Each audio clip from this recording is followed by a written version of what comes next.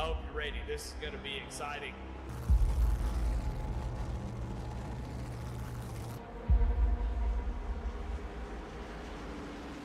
Yeah, the Geico restart's up to go. Green flag is out and we're underway.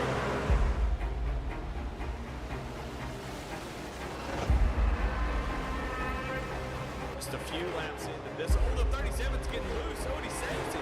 Oh, they're going 3 wide.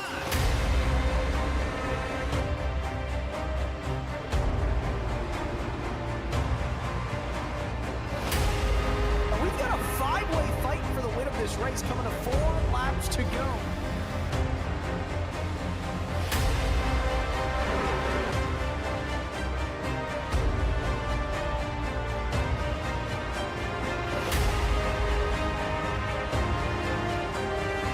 He's gonna win it here in spectacular fashion.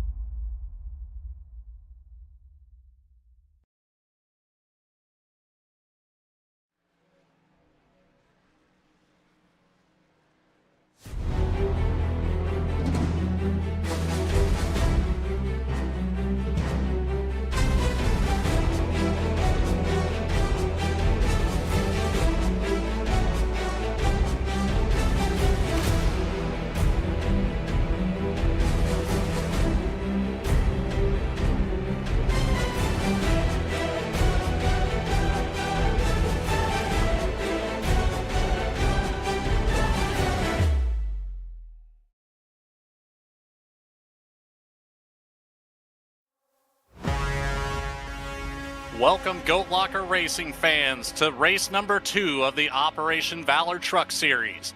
An electric finish last week with 4 drivers crossing the finish line within 1/10 of a second to claim all 3 podium positions at Daytona has now led us to the cornfields of Iowa.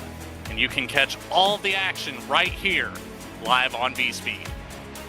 Hello, everybody, and welcome inside the broadcast booth. I am Logan Threlkeld, and joining me in the booth tonight, once again, is Sky Shrek as my co-commentator, and Eddie Smith behind the scenes working the controls as our producer. Sky, glad to have you back for tonight once more. Hopefully, you're as excited to get this race underway as I am. Yeah, Iowa's a great track. We're going to have a lot of fun tonight. We absolutely are. As mentioned just moments ago, last week Daytona gave us a finish to remember as Patrick Drabick came out victorious with teammates Josh Lokenvitz coming in second and Jacob Ellingson in third. It was an all-out battle in the last 2 laps until the top line lost the momentum in turn 4. That gave way to Lokenvitz to challenge for the win, but coming up just short on the top step of the podium. Last season, it took 12 races until we had a repeat winner. Can Drabick go the distance tonight and start season 9 under completely different circumstances, or will we see the trend continue from season 8? We'll find out after 115 laps here tonight. It's going to be action-packed. Iowa always puts on some interesting racing. It's either going to be extremely aggressive, or it'll single file out rather quick. But here in week 2, Sky, why don't you break down the rest of our schedule for us? Yeah, we started at Daytona last week. Tonight we're at Iowa. It's a qualifier race for the Dash for Cash next week at Kansas, so top 5 gonna get a chance to win some bonus money in our 3rd race of the season. After Kansas, we go to another shorter track in the Milwaukee Mile, following that up with a 1.5 miles at Vegas before we take a week off and then head to Rockingham to close out February. March opens with Lime Rock Park for our only road race of the season before we head to Darlington, Dover, and Nashville to finish off our regular season. The playoffs start with the round of 12 in April. We got Richmond and Charlotte. 4 drivers get dropped for the round of 8. We go to Homestead and Martinsville, and our championship 4 race this season is going to be held on May 9th at Texas Motor Speedway. Only race 2 of 15. Got a lot of season left to go, and if they're all as good as Daytona, we're going to have a great time here. We most certainly will. Goat Locker Racing, notorious for putting on an excellent show on and off the track with everything they do for our veterans, and collecting a lot of those veterans here to drive with us week in and week out over all the series that they do. But it's a good time. Season 9 already starting off extremely hot with that win last week for Drabic. Super pumped up he was. So we'll have to just take it one race at a time, Sky, and see what call can unfold. Last season was very odd, but we're going to send it over to our Navy vet, Jared Ashley, for the national anthem here. Oh, say, can you see by the dawn's early light what so proudly we hailed at the twilight's last gleaming, whose broad stripes and bright stars through the perilous fight o'er the ramparts we watched were so gallantly streaming, and the rocket's red glare, the bombs bursting in air, gave proof through the night that our flag was still there. Oh, say, does that star-spangled banner yet wave o'er the land of the free and the home of the brave?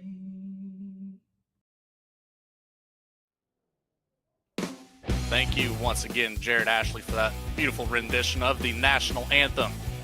But our drivers have completed their qualifying effort. We'll get right into our grid, setting the Jam Printing and Promotions Pole Award. Season 8 champion Jeremy Gardner with a 22.919, starting at 42 on the pole here tonight. Congratulations, Jeremy. Next to him, the 27 of Jacob Ellingson, last week's third place finisher with a 22.959. Patrick Drabic, winner of last week, inside row of the second lane, 22.966 for the 07, next to Jonathan Cofield in the 53. Jake Ham in the 87 will take the fifth starting spot next to the 49 of Craig Bontrager. Jamie Mullins in the 66 will start out here in seventh next to the 99 of Brandon Wallace. Last but not least, in our top 10, Chance Taylor in the 14th will take the ninth spot next to Levi McCarty in the 24. And outside your top 10 tonight, in 11th is going to be Michael Kostick in the 3 and Daniel Cunningham in the 91, starting 12th. Barrett Morton will roll off 13th tonight with Logan Sturgeon taking 14th. 15th on the grid will be Michael McCarthy in the 22 with Timothy Stubblefield in the 92, 16th. Row 9 tonight will be James Goshen in the 85 with Timothy Peters in the 46. And starting in row 10 is going to be Josh Lokenvitz in the 79 and Mike Browning in the 4 and 20th.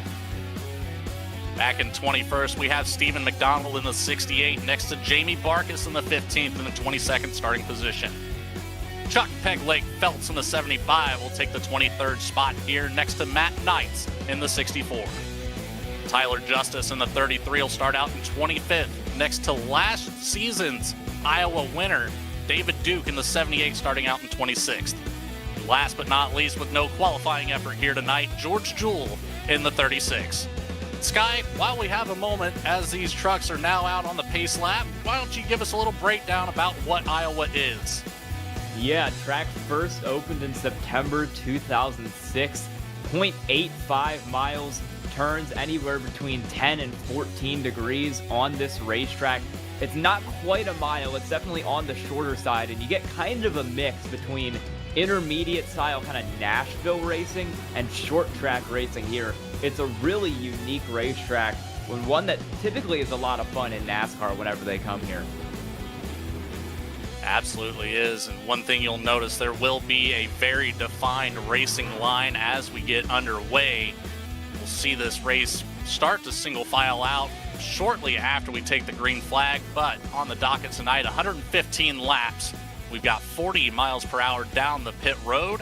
4 tire sets available here tonight with 2 green-white checkered attempts if we need them at the end. 60% fuel load in these trucks with the Makoni fixed setup.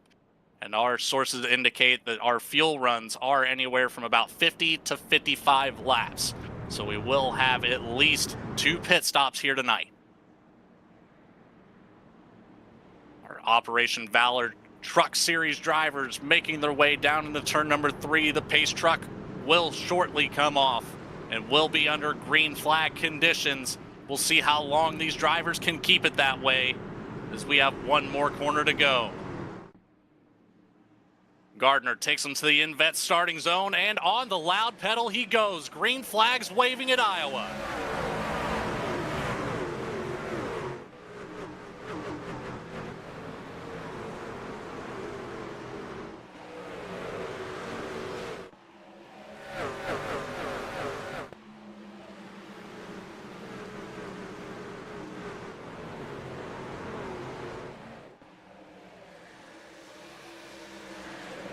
With lap number 1 in the book, it was no problem for Jeremy Gardner in the 42, out to a quarter of a second lead on last week's third place finisher, Jacob Ellingson, and a half-second lead on last week's winner, Patrick Drabick. Drabick's running about a lane higher there than the cars under him. He was battling with Jonathan Cofield back there for 4th, but he's gotten clear of that 53 car. He's running a little further up the racetrack. Same here, kind of going 1 lane up while Gardner and Ellingson both run the very bottom. He's getting away from Cofield for now. We'll see if that works to help him catch up to the 27 car. That bottom line is going to be preferred later on in this race. A lot of tire wear can come with running that mid and high line here at Iowa. Patrick Drabick's going to have to be careful on those, as now we're on board of that Jam Printing and Promotions number 7. He seems to be doing a pretty good job of gaining time on that 27 car. He's gotten right to the bumper of Jacob Ellingson now. Still running the top, hoping he can get a little more of a run down these fairly short straightaways to make a move on that 27 car. Not close enough yet, but as we hit lap 5, we'll see what he can do down into 1. Drabick will have a little bit of an advantage getting those tires up to temperature just a bit sooner than Gardner and Ellingson running that midline. But again, that will wear these tires down. Only the 4 sets available here tonight, so tire factor is going to be a major key. I know I say it every single week. It even dates back to last season, but consistency is key at tracks like this. 27, Ellington's trying to make a move for the lead right now on Jeremy Gardner in the 42. Ellingson was able to get a good run off the corner. He peaked to the bottom down into 1, and he's held it side by side with that 42 car since. He's going to come across the nose of Gardner. New leader, Jacob Ellingson on lap 7. And that's going to force Gardner to get out of the throttle. That allows Drabick to look to the inside. Will he get clear out of the turn number 2? He does. Gardner losing 2 positions in the matter of 4 corners. Back to the inside goes the 42, followed by the 53 of Cofield, but nothing doing on that bottom line. That middle line is the line you want to be on for now. Yeah, Drabick is really making that middle line work. You can see a couple cars a little further back up there. Most notably, Jake Ham in 5th is running a little higher on the racetrack. But most of these drivers, especially the ones kind of in the top 10, are sticking to the yellow line along this racetrack. Again, Drabick's done pretty well, but like you said, his tire wear might catch up to him in the later part of this run. If we were to get a quick caution, though, I'd say this worked out pretty well for him. It absolutely would, but with Goat Locker, they are so clean here on Friday nights. It's not too often that you see that situation arise, as we're looking a little bit further back now at the 49 of Bontrager and the 14 of Chance Taylor. Taylor with the advantage out of turn number 3, slots up in front of the 49, but the 49 comes back to that low line. We'll see if he can get anything going through turns 1 and 2. He's going to fall back about a car length and a half. We've seen passes be made on both lines this race, which I think is really helping some of these guys move through the field. you can make a pass in that middle if you're feeling really comfortable. We saw Dravic do it a couple times. You can also make a move right around the bottom like we saw Jacob Ellingson do for the lead. So you've got a couple different options on how to make your moves. And right now, you're seeing the 91 of Daniel Cunningham on the bottom of the 99 of Brandon Wallace. Wallace was way up there on the racetrack on the entrance of turn 1. Kind of does the same thing here in turn number 3. Just can't quite get the momentum that he needs to get side by side. But we'll see as now the 3 is taking a look to the inside. That's Michael Kostick on that bottom line below the 99 of Wallace. Peters on the outside there in the 46 with a big run now into turn number 3. Door to door with Kostick. Hasn't been a good race so far for Brandon Wallace. He started up in 8th, dropped back to 13th. Kind of having the opposite race, just a couple positions ahead of them, is Mike Browning, who started back in 20th and has already gotten up to 11th. And now he's battling for 10th right now, going side by side with Craig Bontrager for that last spot in the top 10. Browning is running the top. It looks like he's going to get it done. He'll stick it into 10th. That's the type of momentum that you need to complete that pass on the high line there. As now the 4 of Browning, he's going to hang out for just a little while here. Maybe let those tires come back down on the temperature before. No, I'm going to eat my hat on that one. He takes the inside of McCarthy. Immediate send. He's really trying to gain as many spots as he can in as short of a time as possible. Doesn't quite work on that 22 car right now, but he knows he's fast. He's picked up 10 spots in 15 laps. Wouldn't surprise me if he re-racks it pretty quickly and tries to have another go around Michael McCarthy. Meanwhile, the battle behind between Peters in that 46 machine and then the 91 of Cunningham is heated up. We're about 3 wide here, folks. Peters takes a look to the middle, decides better of it, and falls in behind now of the 49 of Bontrager. Back to the middle, Peters goes. It's tight. Lets up on the throttle there. Bontrager, Cunningham get to drive away cleanly from that. Very early to make a risky call like that. Yeah, I was going to say he very nearly got in an accident there. Tried to push it 3 wide. If he didn't back off the throttle, I think at least 1 or 2 cars would have been going into the outside wall there. But we keep it clean and the battle's still going. Cunningham and Bontrager still side by side for that 11th spot.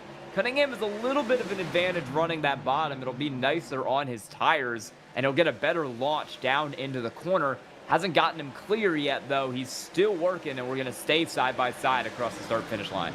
And Peters back and forth from the low line to the high line, trying to find out who's going to have the speed to allow that 46 machine through. Just nobody's able to really get clear of anybody just yet for Peters to make that move. No, Peters is kind of stuck back there, and he already had to back it out of a 3 wide because he almost got in a wreck. So he can't really force it this early. Luckily for him, that 91 of Cunningham is going to fall off on the inside, and it's going to be Bontrager moving around on the top. He'll follow that 49 car through to 12th, and now he'll see if he can battle with that 49 machine of Bontrager there to get 11th. He'll drop down to the inside through 3 and 4. Right behind that 91 of Cunningham. It's shown as the 9 on screen. However, that is the 2 on your scoreboard of Barrett Morton. First entrance for him here tonight this season, as he's going to take a look to the outside. Bontrager on the outside. Peters on the inside of Bontrager. And last but not least, Cunningham on the inside of Morton. We're side by side, 2 rows deep for a second there. Logan Sturgeon is the car behind this, kind of waiting to see what happens in this side by side battle between Morton and Cunningham. Timothy Peters has gotten that spot right there for 11th. Bontrager still behind him in 12th.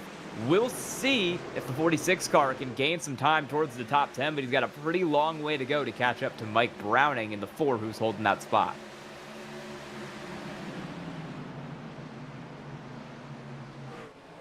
Still side by side down here between the 26 and the 9.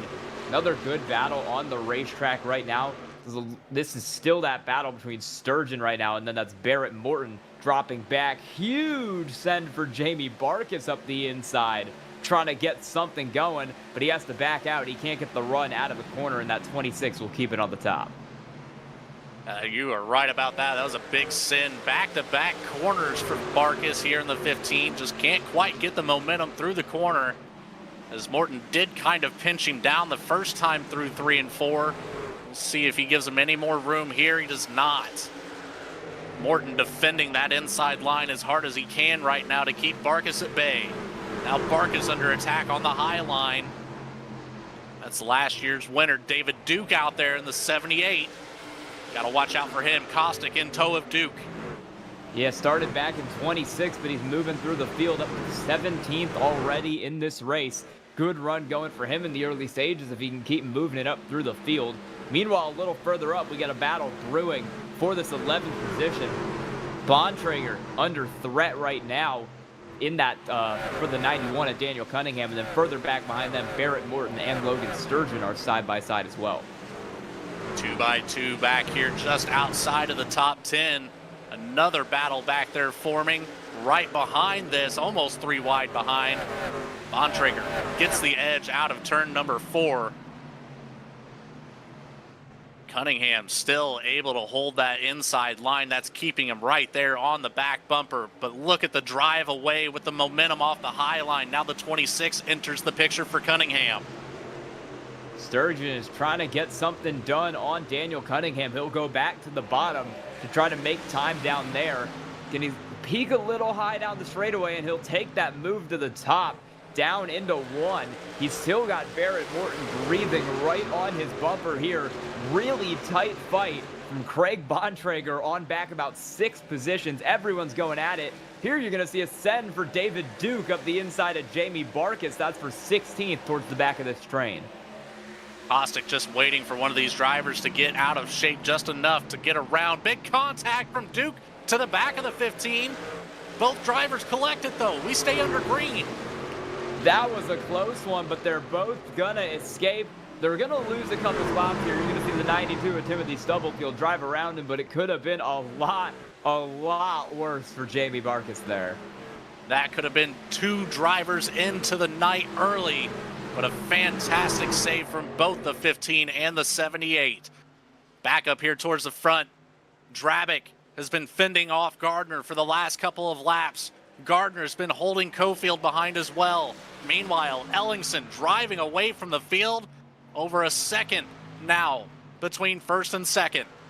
And we're side by side for third because Cofield has put it up the inside of Gardner there in the 42. He'll lose some time down the back straightaway and he'll have to pull back into line, but it's because Gardner got a great run and he's going to use that run to try to get to the inside of Drabick through 3 and 4. Drabick's going to have the advantage of that top line run down the straightaway, and nearly some contact there between Gardner and Cofield, but we keep it clean, still side by side for third.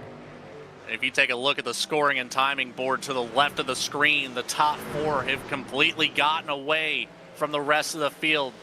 Nearly 3 seconds separating 4th and 5th. And as mentioned earlier, about a second and a half now for Ellingson to 2nd through 4th.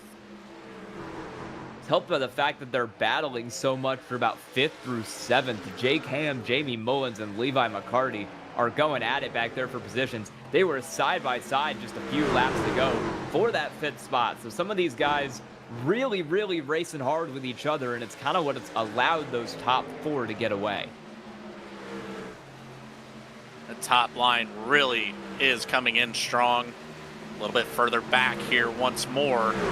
Side by side battle for Cunningham again with Bontrager on the outside. Bontrager started up in 6th. He's slowly been falling through the field.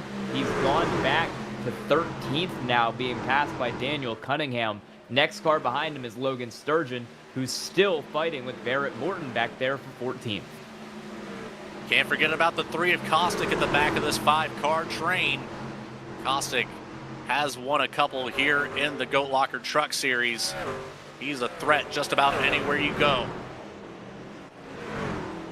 Staying side by side down into that corner right up here. This is the 4-car of Mike Browning getting passed by Timothy Peters there in the 46. Browning, another one of those cars who was really pushing his tires at the start of the stint, running high, trying to gain time, and he's finally starting to fall off a little bit compared to the 46, who's really taken his time and has been able to go from 18th to 10th so far in this run. Good run right there for that driver. See if he can put it together a little bit more, maybe go from 18th to a podium spot. He's definitely trying to. He might need a little bit of help here because he's still about 7 seconds back of Ellingson, but you never know. We are coming up on pit cycle here in just a few more laps.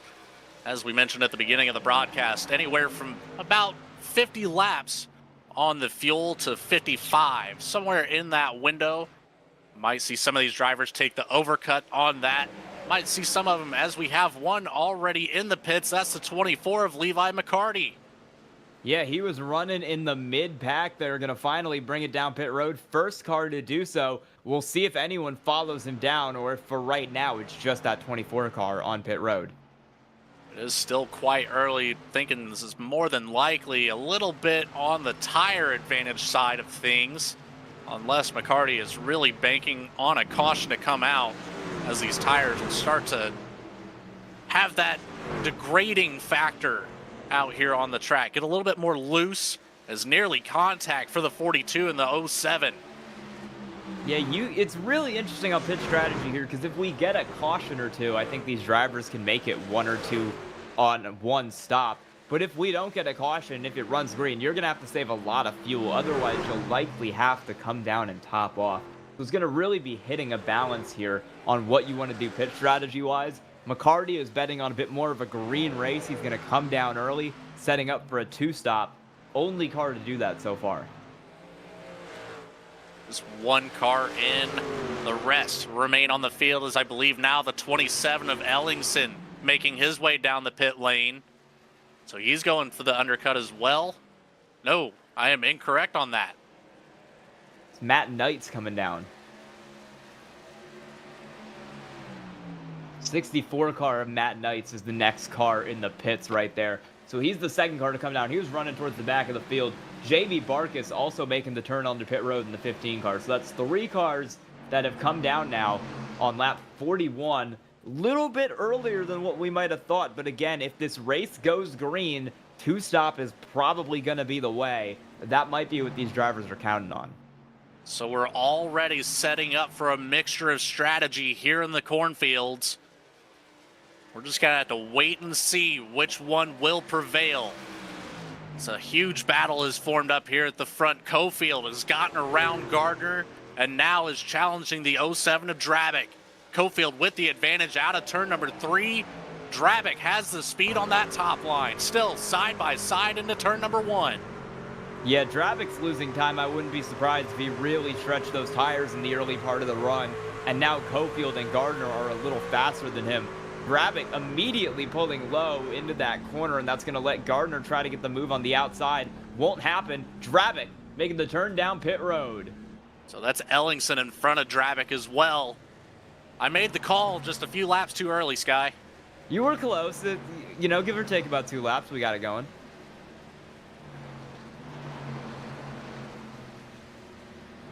Both Drabick and Ellingson front runners of this race so far. I'd be very interested to see, who's making the call on this, why they're making the call on this, and what the strategy is through the rest of this race.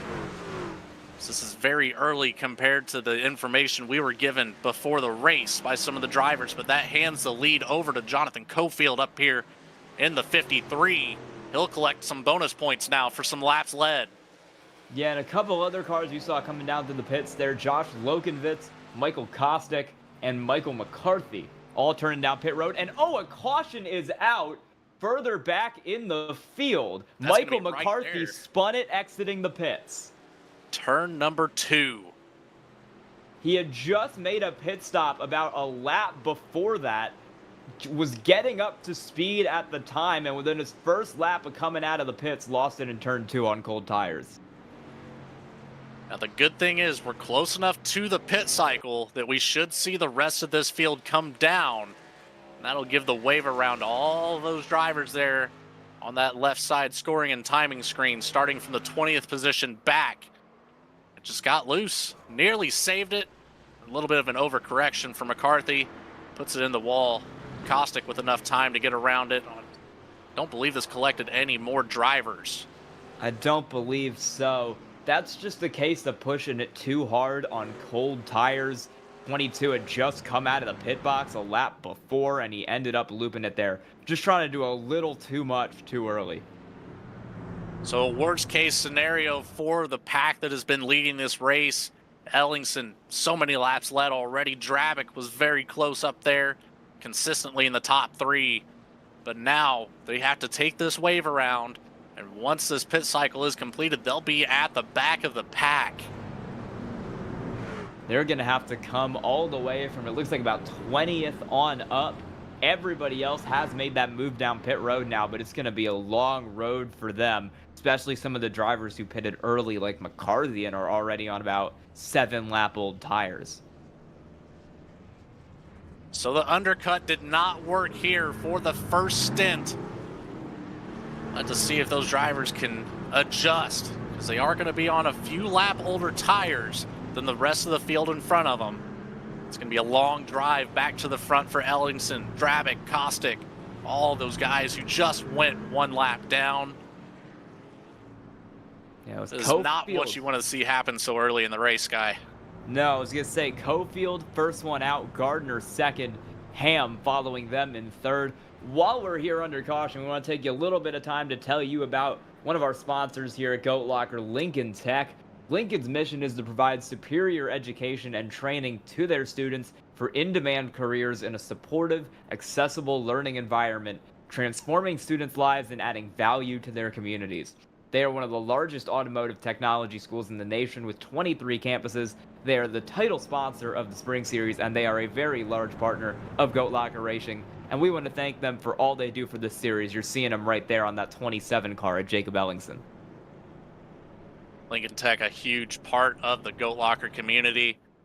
Jacob Ellingson doing a fantastic job week after week representing that 27 Lincoln Tech truck. Had a good run at it here to start out this race. Now finds himself in 21st position. If he wants to get back to where he was, it's going to be a long, hard drive for Jacob Ellingson here. Started out there in second, 37 laps led in that first going. It's going to be even worse for some of these cars like Caustic, Barkas, Knights, and Lokenvitz, who were all 2 laps down when that caution came out, because I do not believe that they are going to get a wave around. No, they're still going to be stuck 1 lap down even after this. So those cars are going to have another lap they have to get back on the lead lap and get back in contention of this race. You just had to boil it up to being an untimely caution. But that really just kind of flips the script on this race. Cofield in the lead still. We saw him assume that whenever our leaders came down to pit. Gardner there in second.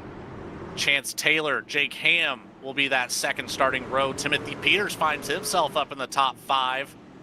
Jamie Mullins there in that 6th position. Mike Browning, Craig Bontrager, Barrett Morton, Daniel Cunningham will be our top 10 on this restart, and we are away one more time here at Iowa.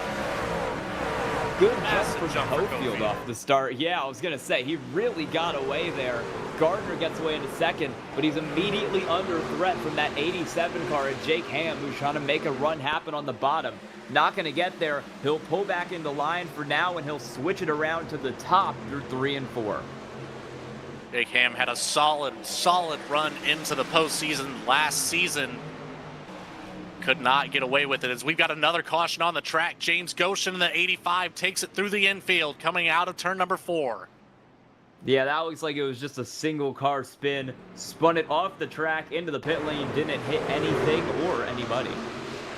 That helps one driver and one driver only. That'll be Caustic in the 3. He'll get that lucky dog position, assuming that there is no contact made for him. Just a little too early on the gas for Goshen on those tires. Yeah, another car being a victim of cold tires here. We've seen now twice how treacherous new rubber can be here before you can get it warmed up.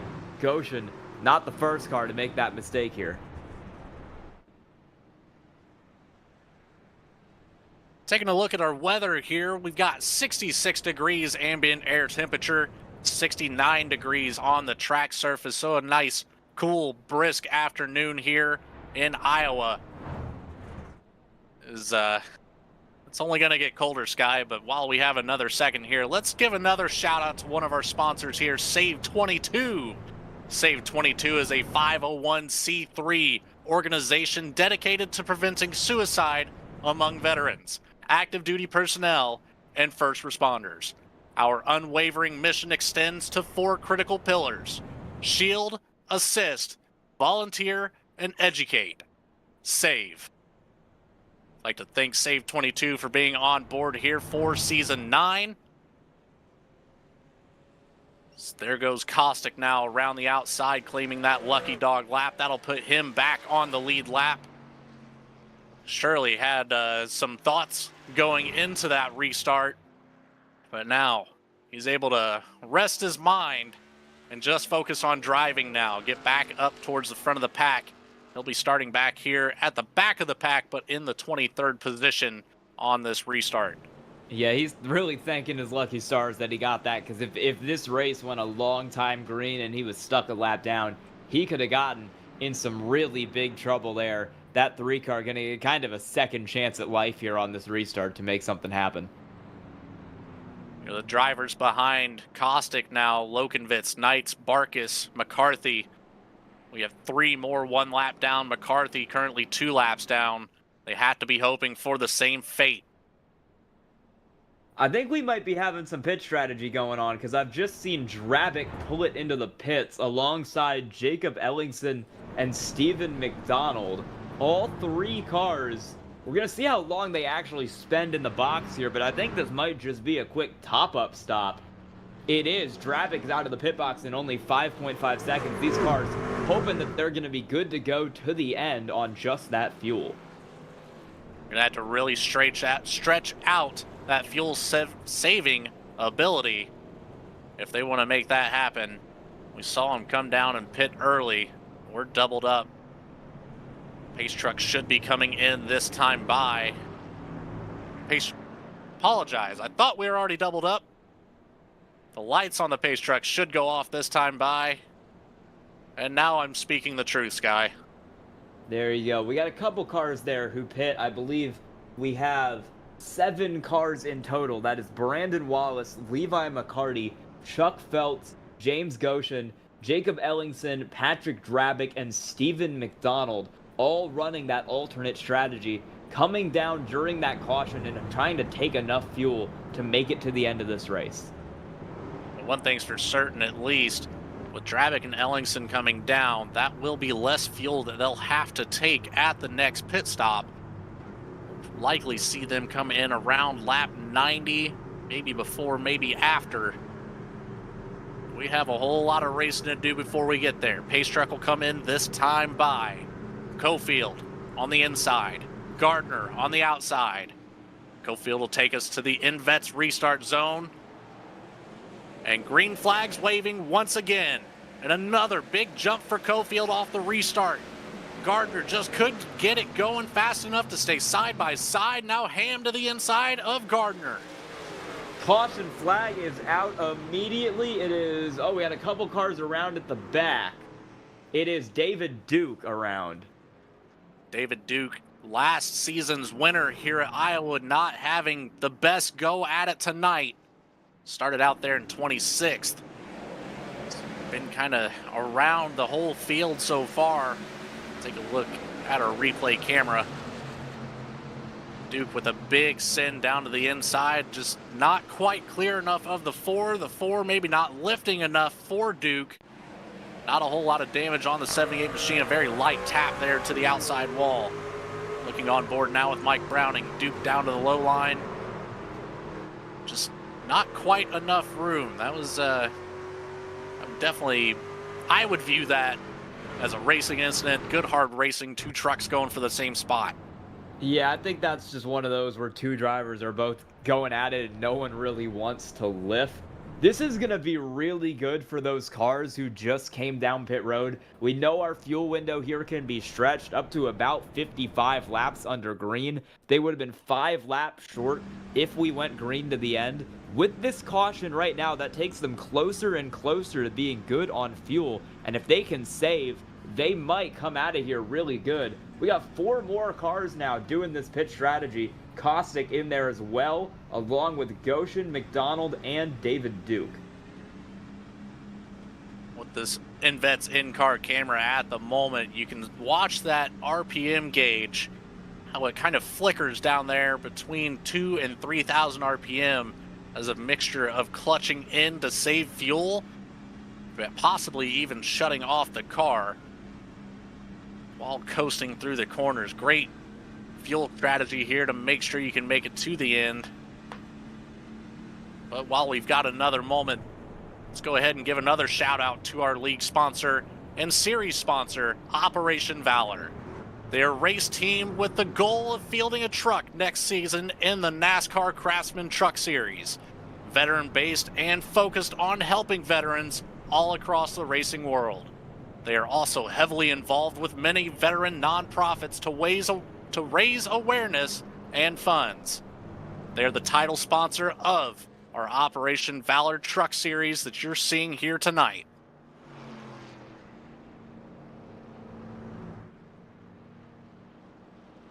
Seeing a car on pit road there, that is the 15 machine of Jamie Barkas, who's already one lap down. We're kind of evenly split on pit strategy among the field here. The entire top 14, with the exception of Levi McCarty in 13th, have all not come down pit road to try and top up on fuel.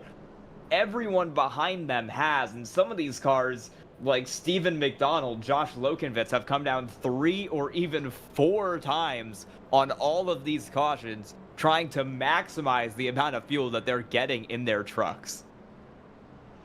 That is the key here from this point forward through this race. Again, a lot of strategy at hand with so much race left to go. Very interesting to see if this is going to come to be a race of who can clutch in the fastest out of turn number 4 if they run out of fuel and keep the momentum of the truck going across that start-finish line. But back into turn number 3 we go here. Pace truck will come off this time by. What was that you were going to say there, Sky? Didn't mean to cut you off. I was just going to say, it's going to be really interesting. Keep going. Cofield on the inside line, Ham on the outside line. Cofield will lead us to the InVet's restart zone this time by. And almost back up to the back bumper was Gardner. A little out of shape towards the middle of the pack, almost 4 wide going into turn number 1. Certainly 3 wide in some spots. They're able to hold it down. We'll see how they do on the exit and the entrance of turn number 3. That was really close for Levi McCarty. He was going for it a little further back through the field. This is Jacob Ellingson right now in the 27 trying to get something going. One of those cars who was running at the front got put to the back on pit strategy. He's pulled it back up to 14th, trying to run through the middle right now. He's right behind Tyler Justice and Levi McCarty, trying to get himself back into the top 10. Ellingson back here a little bit further than he'd like to be, but he's started the charge up to the front. Up here in 13th, Jewel to the outside. 27 still right on the bottom there. He's really making that lower line work for him as he now tries to move further up the field to catch Levi McCarty. Barrett Morton, next car up in 10th, and McCarty is going to take a huge slide to get around that 9 car of Barrett Morton for the last spot in the top 10. Now it's Ellingson rapidly gaining time on that fellow red and white car, and he's the one making a move to the inside of the 9. Way late on the brakes was Ellingson, but he makes it stick. He takes that spot away. 1 more to go for Ellingson to get into the top 10. And a big move right in front of him from the 24 of McCarty. Bontrager to the outside, almost into the outside wall. Now Ellingson will take a look to the inside. Yeah, McCarty is fast, but I think Ellingson is even faster right now. He's going to try to get 2 for 1. Got to the inside of Levi McCarty to get the last spot in the top 10, but now he wants to get Craig Bontrager too to move up to 9th. Really quick in the early stages of this run. Like I said, as Bontrager's in the wall, couple restarts ago, he came from last, and now he's already back in 9th on lap 67. Fantastic driving effort from Jacob Ellingson so far after that green flag dropped. Back up in here to 9th. He wants that podium position back-to-back weeks. He is a man on a mission. But back up here towards the front, the battle is on for 3rd. Gardner fending off Taylor and Peters. Peters has had a really big drive for the field. He started back in 18th and has gotten it up to 5th, and now he's working to the outside of Chance Taylor for 4th. Peters, a very talented driver. I've seen him in a few other leagues. He knows how to handle that truck as he's having a little bit of an internet connection issue. It's not going to be a big factor here. Still door-to-door with the 14. He finally gets the advantage out of turn number 2. Peters into the top 4 now. Yeah, we'll see if he can make a charge on the top 3 too, because he's running about 2 lanes up there versus Jeremy Gardner, who's right on the bottom in 3 and 4. Seems to be working pretty well for that 46. He's got a lot of speed on the top. He might be able to crack into the podium here if he can just get around that 42 car. Gardner, last season's champion. It's no easy task to get around that 42 machine. It's not going to let Peters have it by any means, but now we have some lap traffic in the factor. It's the 22 of McCarthy. I was going to allow Peters to take a peek up the inside, but he decided to back it out. Thought better about forcing it 3 wide with a lap car. He'll stay back in 4th. Sitting on that back window of the 42, you can see a couple other battles starting to develop. A few cars back, right around that 10th position, somewhere in the 8th to 9th position back there. Peters still hounding the back end of the 42 of Gardner. Yeah, that's Sturgeon and Ellingson who are kind of going at it for 7th right now. Ellingson made a move on Mike Browning to get himself into 8th. He's been gaining time on that 26 car of Sturgeon, but he isn't quite there yet. We'll see if he can get it soon. One of the concerns with having to come from the back like this, like the 27 car is doing, is that it is really going to end up wearing out his tires with how hard he's pushing it. He might have the fuel to make it to the end. We'll see how that pit strategy ends up shaking out. But if he keeps burning off his tires like this, making moves on these cars, he might not have the tires to be there at the end of this race.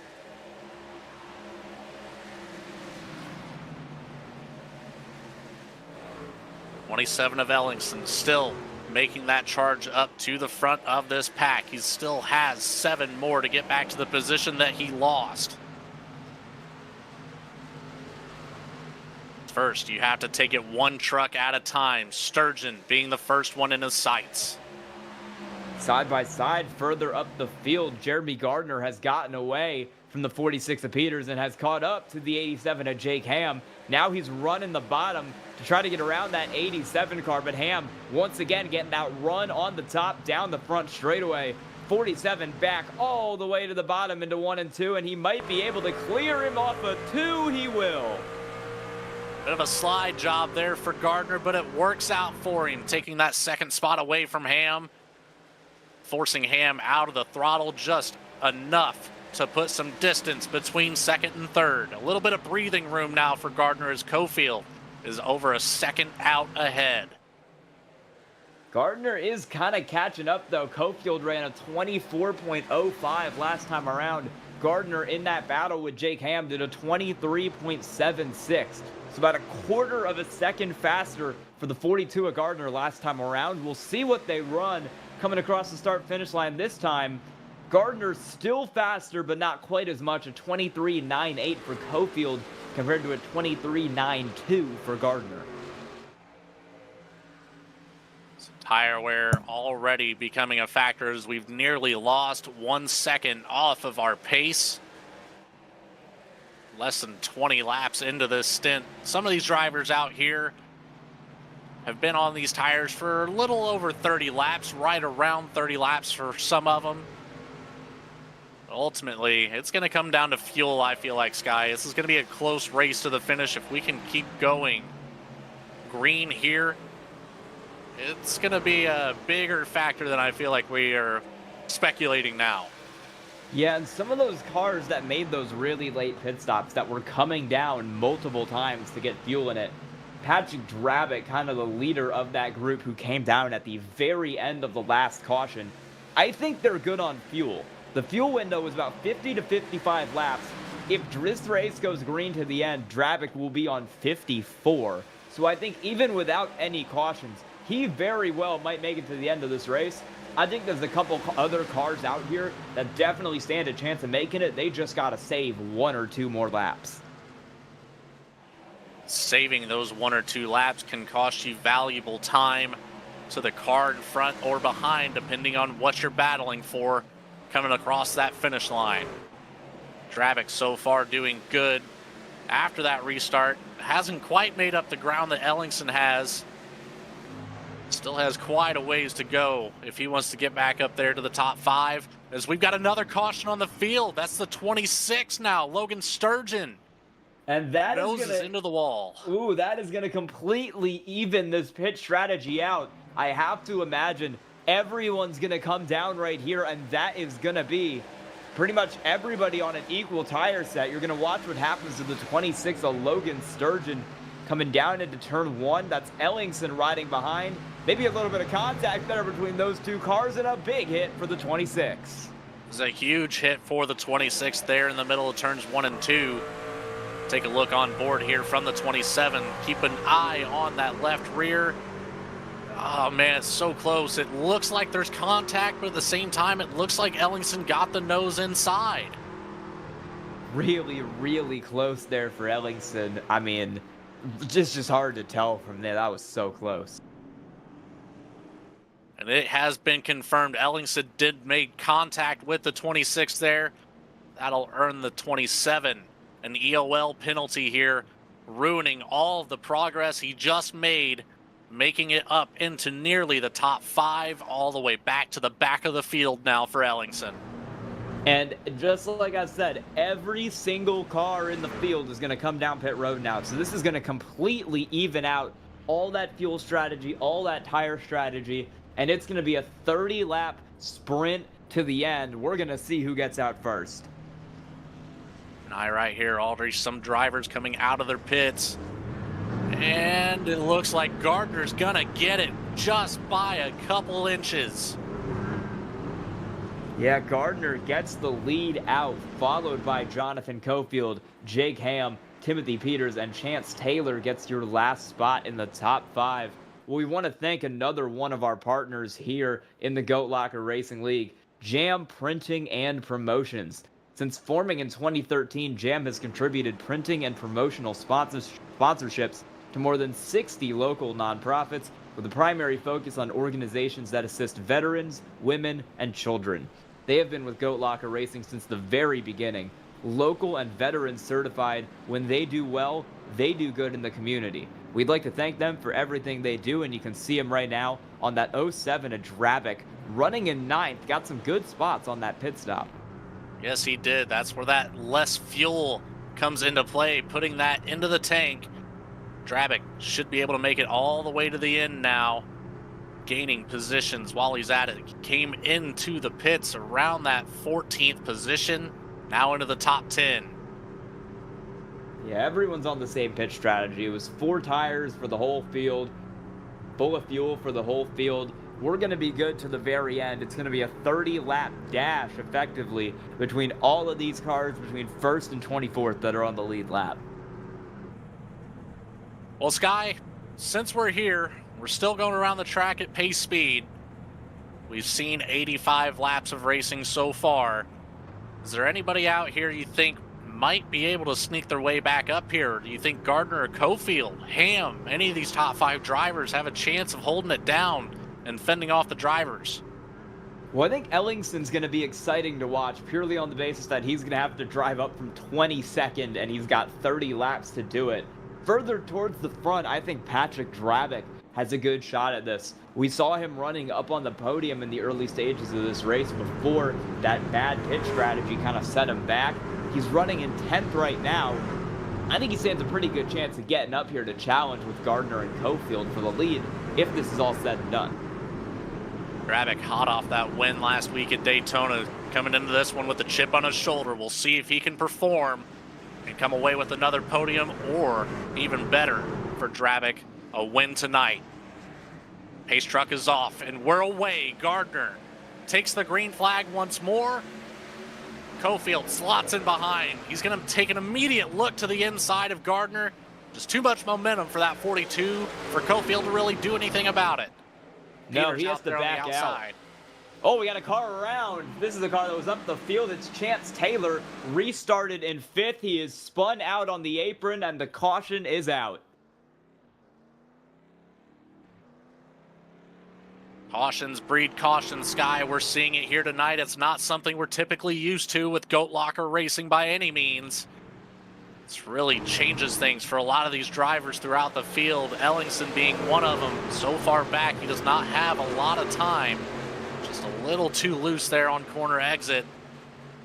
No contact with the wall. Very lucky there for the 14 team. They're going to be able to get back out here, starting at the back of the pack for that one, but without a damaged truck. That's the most important thing, to come across that line as clean as you can. Yeah, we saw the track temp a little earlier in this race, and it was sub 70 degrees. You can really tell, because when these drivers come out of the pits on cold tires, that's about the 3rd or 4th car now that we've seen loop it right after a pit stop. When you're coming out on these cold tires, these cars are really, really hard to drive, especially when the night is as cold as this one and the track just isn't getting a lot of warmth into them early in the run.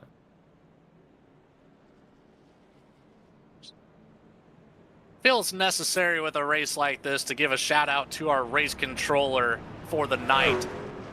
One of the Goat Locker long-standing tenants, I guess to say, Mr. Charles Abert up there in the race control, keeping an eye on everything going on out here in the track, feeding us information as we go along. So thank you, Charles, for taking care of all of that in the back of the scenes.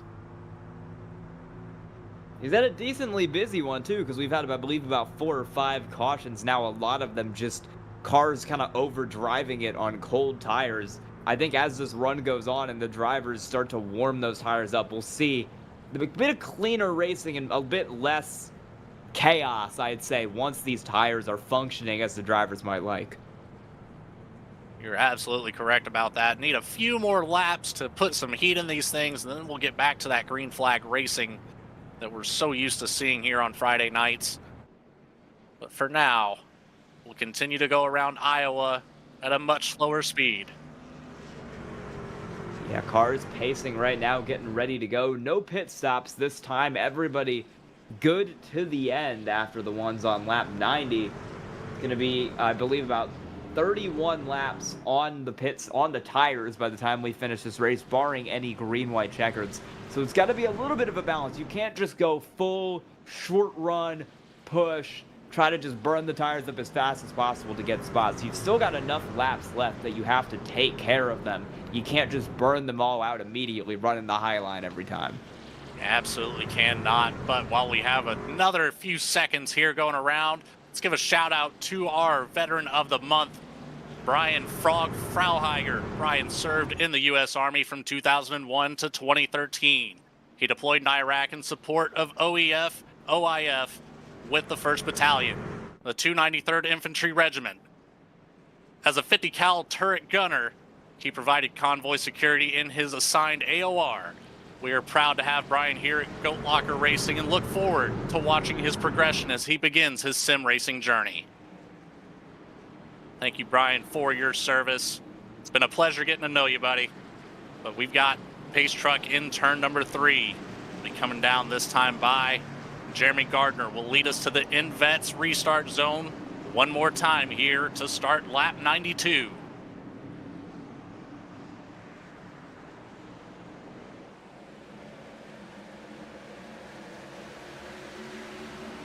Green flag is out, and it's a great jump for Jeremy Gardner down into turn 1. Cofield still trying to make something happen around the top, but he's not going to be able to get there. He'll stay back in second. Jake Ham still running third. Timothy Peters in fourth. David Duke rounds out the top 5 in fifth. Duke, as mentioned previously, last season's winner here, Iowa, finds himself in the top 5 in a good position to see if he can go back-to-back years. But Gardner right now controls this race with Cofield in tow. Cofield has been putting on quite the challenge to the 42 ever since he's been up here. Ham not too far behind. Peters right there in the picture as well. And then Drabick now in the top 5 as we're 3 wide out of turn number 4. That's Craig Bontrager stuck in the middle.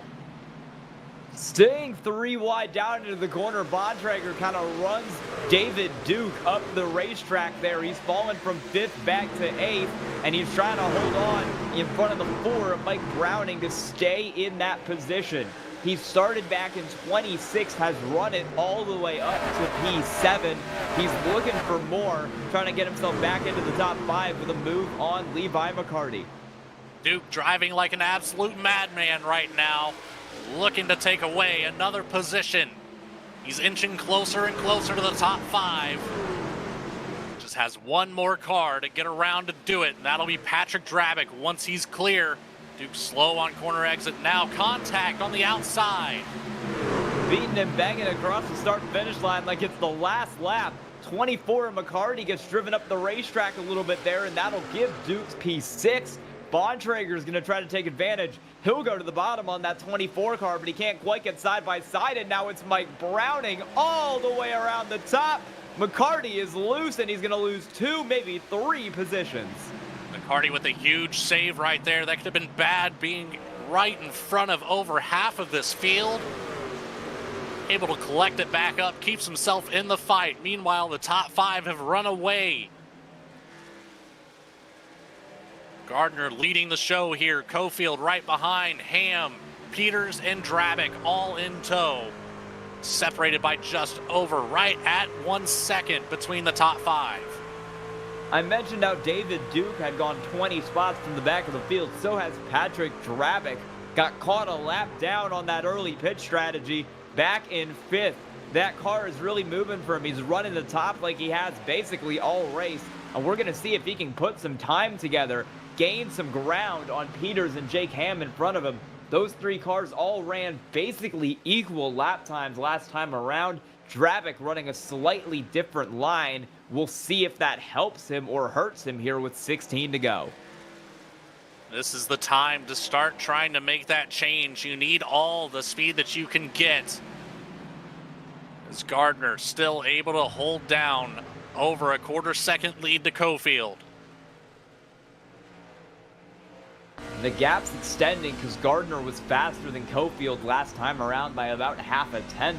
He was 0.13 faster than Jake Ham, and once again, 3rd through 5th are all running nearly identical lap times, almost nothing between those 3 cars. Those top 2 are pretty easily the fastest cars on the racetrack, along with David Duke in 6th, who ran faster than Cofield last time around. David Duke's got the experience of standing on that top step. He wants it again this year. Still has quite a bit of driving to do as we're inside. 15 laps to go now. Cofield in 2nd, still dropping back. Another good lap from Gardner. Leaves that 53 car in the dust right now. Jake Ham running a little bit even now. He's starting to gain some more time towards Cofield, but he's still about a second back of Gardner. We're single file here to the top 5, but we are side by side back for 8th. It's Craig Bontrager and Jacob Ellingson for that spot. Ellingson, wow, what a drive for the 27.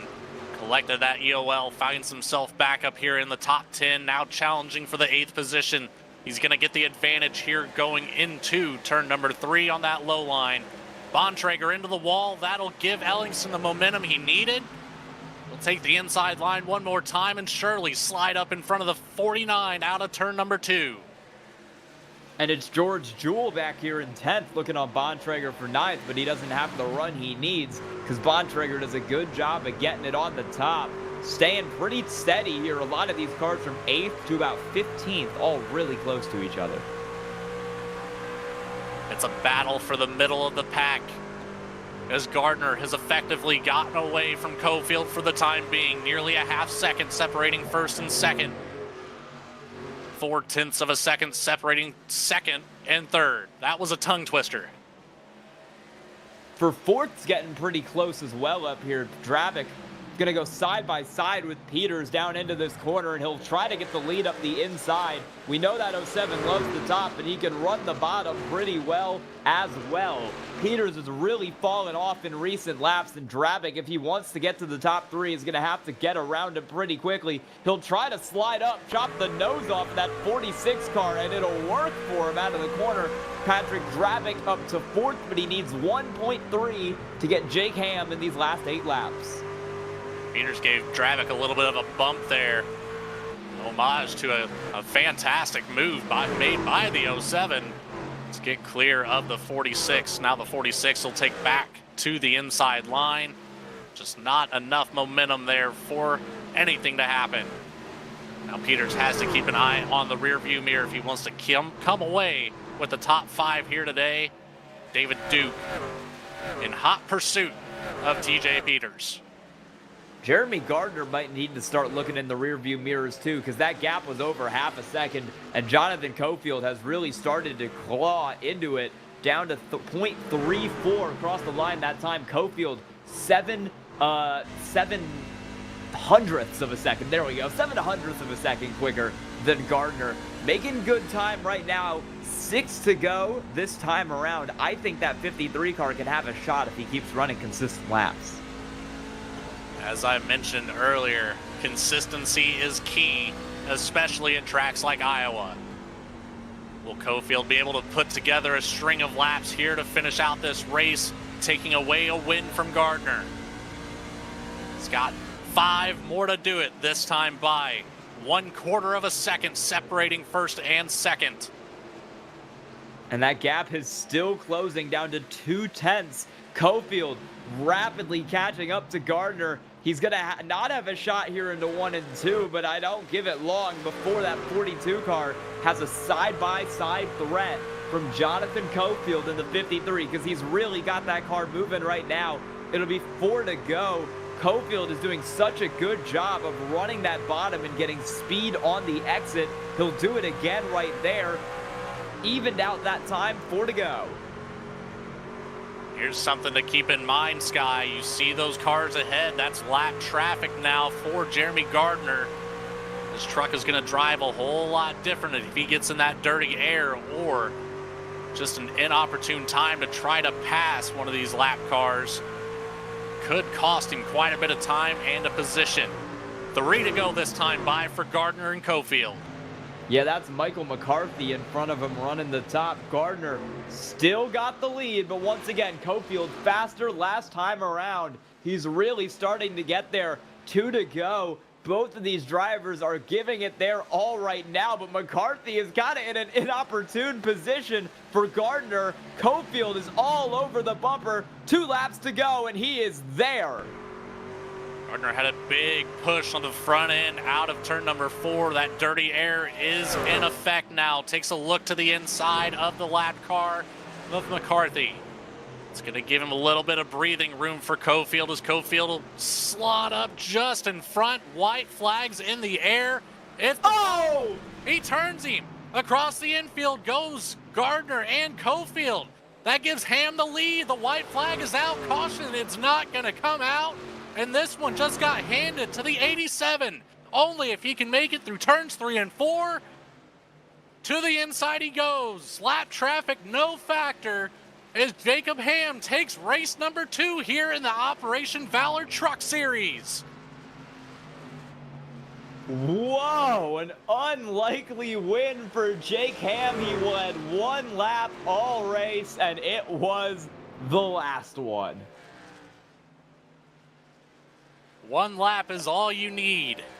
Gives you a bonus point and ultimately the win for the 87 of Ham. And now he's going to get to park it on the start-finish line and burn it down in that number 87.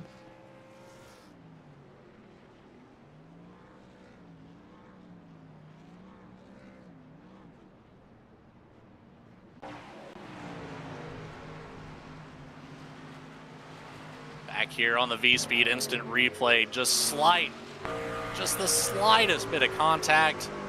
You see both of these drivers trying to navigate around that lap traffic. Back up to the high line here on corner exit. Cofield has the run, gets the crossover. Gardner goes for the block, ultimately puts that left rear fender right into the nose of Cofield, sending them both through the infield and taking them out of the podium position. Man, that was just two cars who wanted it. I don't think anybody was really going to give anything there.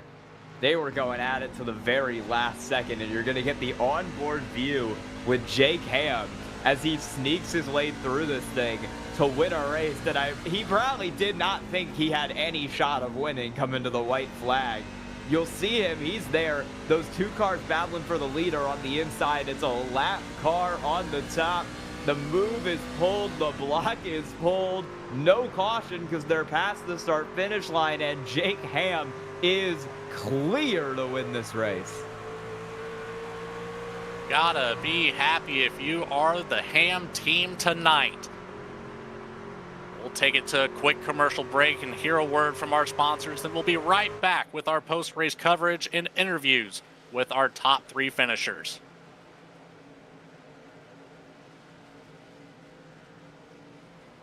A thriving job market and low cost of living, plus a wide range of veteran benefits, make Indiana the perfect place for veterans of the United States military to call home. InVets can help you find that home. We're an organization started by veterans to help former service members transition to civilian life in our state.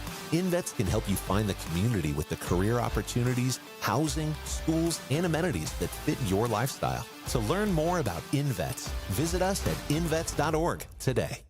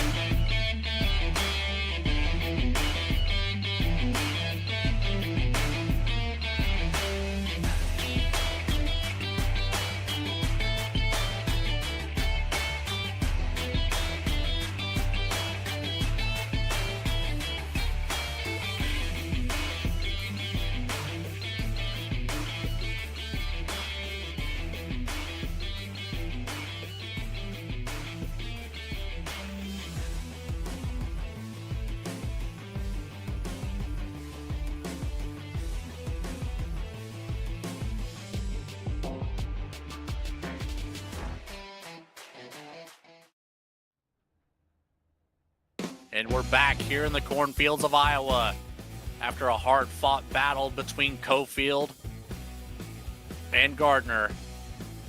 Just, man, I'm at a loss for words as to how that played out. Obviously, both drivers able to collect it back together, put together a top 10 for those two. But Jake Ham ultimately takes the win here tonight. That put Patrick Drabick up in second place after the incident between Cofield and Gardner. TJ Peters walks away with a third place finish here tonight. Cofield, he recovered back to fourth, followed up by David Duke. Sixth will go to Gardner after that incident. Jacob Ellingson had to drive all the way from the back of the pack twice, essentially, finishes out here in seventh. Mike Browning in the 4 machine will take the 8th spot, followed up by George Jewell in the 36. And last but not least, we saw him on screen a lot here tonight in a lot of battles. Craig Bontrager in the 49 will take the 10th position. 11th tonight's going to be Levi McCarty with Daniel Cunningham in 12th. Mike Kostick is going to finish 13th tonight with Timothy Stubblefield in 14th. Josh Lokenvitz 15th. Tyler Justice in 16th. Barrett Morton 17th. Stephen McDonald 18th. James Goshen 19th. And Chuck Feltz finishes 20th. The back half of our field consists of Jamie Barkis in the 21st position, followed by Brandon Wallace in the 99. Matt Knights takes the 64 to the 23rd finishing spot, followed by Chance Taylor, Jamie Mullins, Michael McCarthy a couple laps down, and Logan Sturgeon with the early exit from the damage. Sky, what do you say we take this right to our first place finisher here tonight and have a word with Jake Ham? Man. Ham, what a finish, man. You right there, you could see him through the windshield. It came down to that, and you walk away with a win here tonight, first one of the season. The one lap lead, ultimately the most important one. Walk me through the last couple of laps, starting, about 20 laps left to go. Yeah, with 20 to go, so I'm never one that has the short run. I'm definitely the person that's got the long run, and then that's when I hit the power. Towards the end of it, and I skimmed the wall probably maybe 6, 7 laps to the finish, and I was like, oh man, I lost him. And then I saw McCarty. We're coming up on him, and I'm like, oh no, where are they going to hit him in the corner? And they just barely got by him, and Cofield took it. And didn't let up. That's the right thing to do in that situation. And Gardner followed him down, and I thought, oh man, I was praying to God. I'm like, racing gods, do not let them come back up on the track. And it ended up working out in my favor, so I'm pretty happy. I have to say, I was thinking the same exact thing. If they had a little bit more momentum, they're right there in the middle of that entrance for the bottom line into turn number 1. But luckily, did not happen. Now, Jake, I know last year you had a solid run into the postseason, ultimately did not make it through to the championship, but I believe, if memory serves me correctly, you won the last race of the year, the championship race. Now you're turning around, coming back out here with a vengeance. You've set yourself up well to start this season. You got any outlook for us here as to what we can expect from the 87? More of this, I'll tell you that. I am not holding back this season, and we got a couple good teammates, on the team that we're a part of, and Black Sheep, and we keep each other cool, in times when it gets heated there out on the track, making decisions on when to pit, when not to pit, and just tonight we got it right, and I'm just looking forward to it. My daughter's birthday is coming up next week, so I have to miss next week. So this just puts me in a really good position, I feel like, for the rest of the season. So I'm very blessed, and it was a heck of a race tonight. It absolutely was. You put on quite the show back there.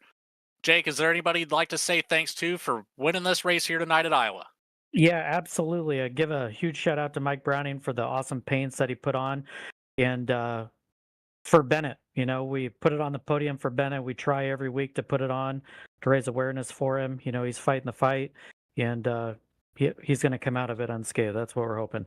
And obviously our sponsors, Lincoln Tech, Save 22, the title sponsor of the series, Indiana Department of Veterans Affairs, and obviously Goat Locker for everything that they do.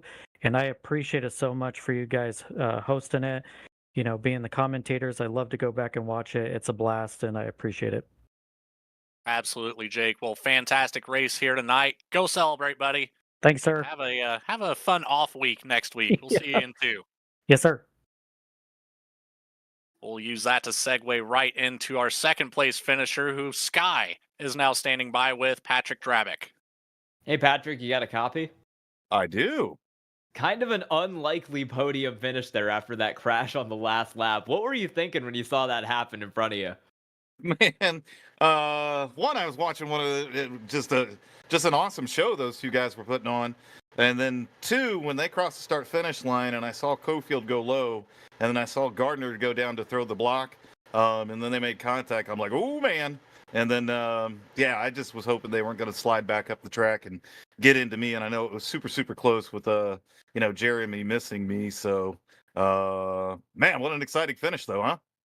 Yeah, I mean, you also had to drive it all the way through all the way from the back of the field. You got caught out on that pitch strategy early. So tell me about driving it back through the field and still getting yourself a second place finish. It's always a little frustrating when something like that kind of bites you.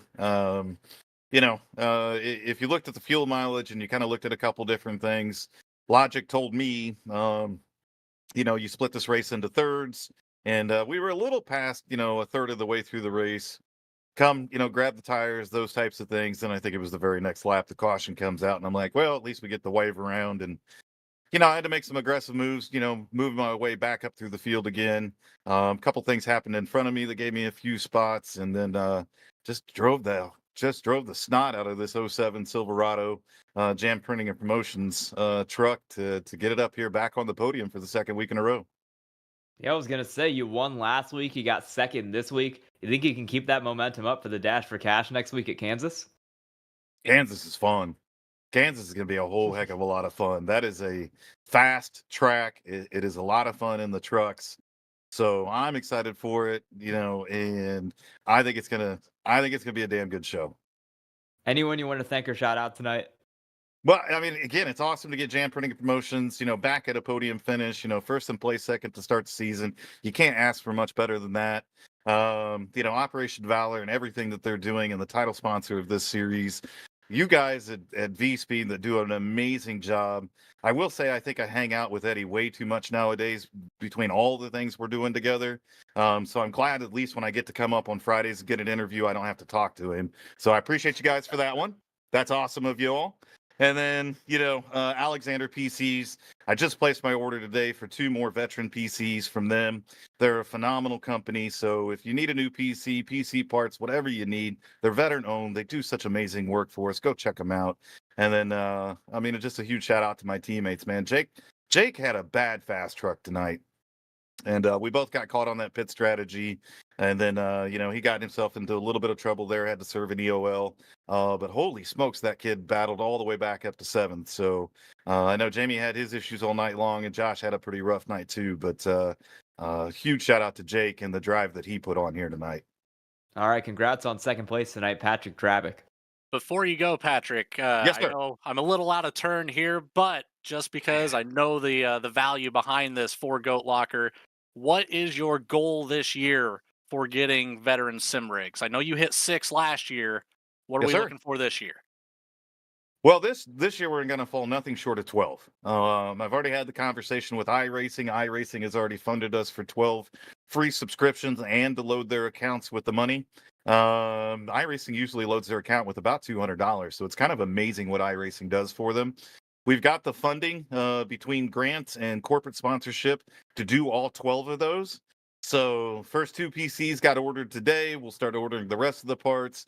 I'm going to say 12 is the bottom number. It is not going to surprise me at all this year to exceed 12 sim rigs that we give away.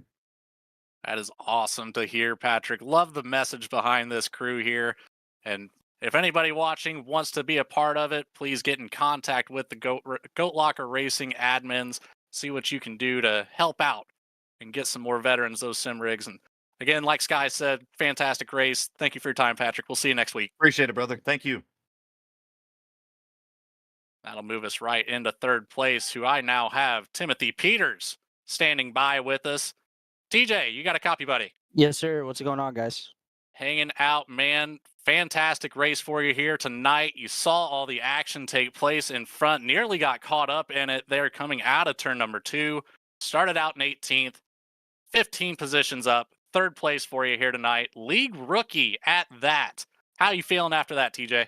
Yes, sir. So that was definitely interesting. I was never been my best track, so our qualifying effort was kind of poor. I've always really struggled being loose coming out of 2, coming out of 4. So, thank God for Cody Anderson on top of the box, spotting and everything, making all the calls.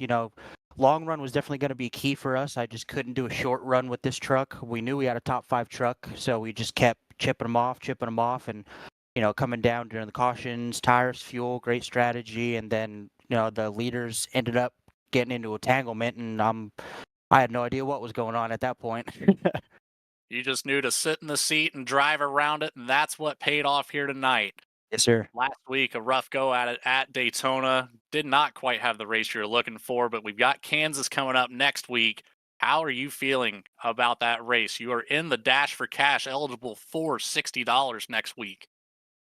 Kansas for me has always been interesting. I kind of take it as, a draft and super speedway track. It's definitely aero dependent. You get into somebody's dirty air, you're really slow, or somebody takes your line away, it's kind of hard to chase them down. So it'll be interesting to kind of see how we take to that track and see what Cody has as far as strategies. So that'll be a another kind of difficult track, but then after that's be a good one. Rockingham, Vegas, and the round of 8 and 12 will be some really good racetracks. So we just got to get through these couple ones. That'll be a little bit of a struggle, and we're definitely gonna be running up front all the time. Sounds like a plan, TJ. Anybody you'd like to say thanks to before you depart? Yeah, mom, dad, everybody watching. Obviously, Victory Riding Academy, 42 Designs from Cody, Ackerman Seal Coating, Speakeasy, Pen Emporium, Joe Gibbs Racing that I work for. So, yeah, man, they're always watching. So thanks for everybody. Absolutely. Well, congratulations on your third place finish, TJ, and welcome to Goat Locker Racing. Thank you. That wraps things up for our interviews with our podium positions here tonight. Another fantastic race out here in Iowa. Sky, run me down. What was going through your head throughout this entirety of 115 laps here tonight? All right, we've had back-to-back great finishes now. Daytona was amazing. The ending of that race was special, and we somehow managed to beat it tonight at Iowa. Kansas is such a good track next week. I'm so excited for it. Absolutely, and one thing I did forget to mention as we were going through our results, the Dash for Cash next week, this race here tonight was the qualifier, so our top 5 finishers of Ham, Drabick, Peters, Cofield, and Duke will battle it out next week at Kansas to see who can take the top finishing position of those 5 drivers and claim a $60 cash prize. But for now, for Patrick Drabick, Jamie Barkas, and everyone at Goat Locker Racing, for Adam Baker and Bradley Cooper at V-Speed, our producer tonight, Eddie Smith, and my colleague in the booth, Sky Schreck, my name is Logan Threlkeld. Thank you for watching tonight's broadcast, and we will see you next week at Kansas.